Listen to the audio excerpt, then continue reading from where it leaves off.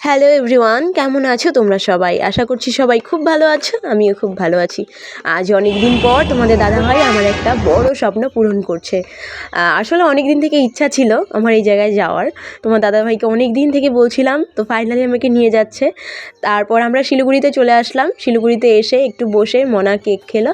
Cake খাওয়ার পরে আমরা গাড়িতে উঠলাম দার্জিলিংয়ের জন্য। তো একটু যাওয়ার পরেই আমরা পাহাড়ে উঠতে শুরু করে দিয়েছি। আর সত্যি বলছি, এত আমার আনন্দ লাগছিল। আমার ছোটোবেলার থেকেই ইচ্ছে ছিল আমি দার্জিলিংয়ে যাব। তো বিয়ের পর থেকেই তোমার দাদাভাইয়ের সঙ্গে চিল্লাহাল্লা, আমাকে নিয়ে যাও, আমি দার্জিলিংয়ে যাব, আমার খুব ইচ্ছে, আমি যাব। তো বিয়ের আগে মা বলতো তো হাজব্যান্ড নিয়ে যাবে। তো ফাইনালি আমার হাজব্যান্ডই নিয়ে আসলো। সত্যি তো এটা আমাদের রুম, আর এখান থেকে খুব সুন্দর ভিউ দেখা যায়। এই দেখো তোমরা।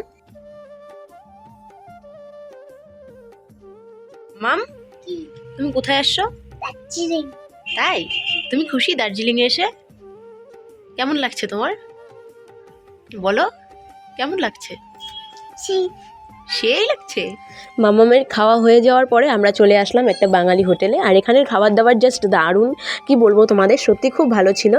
আমরা খুব তৃপ্তি করে খেয়েছি। তো খাওয়ার পর আমরা চলে যাব রুমে। তো রুমে আসলাম, রুমে এসেই দেখো বিকেলের ভিউটাও খুব সুন্দর লাগছিল। তারপর আমরা বেরিয়ে পড়লাম বেল রোডের উদ্দেশ্যে। এই যে আমরা রাস্তায় আছি, এখন যাচ্ছি। তো ত্রিশিকটা তো আমাকে ছেড়েও সবসময় ওর বাবার কাছেই ছিল। আমার অতটা প্রেশার হয়নি, সবসময় পাপার হাত ধরেই ছিল। তারপর আমরা চলে আসলাম এই হোপের সামনে। ভিড় থাকার কারণে আমরা সাইডে দাঁড়িয়ে ছবি তুলে নিয়েছি। তারপর মামাম একটু খেললো, খেলার পর আমরা বেরিয়ে পড়লাম রুমের উদ্দেশ্যে। তো আজকের মতো এতটুকুই, দেখা হচ্ছে নেক্সট ব্লগে। টাটা।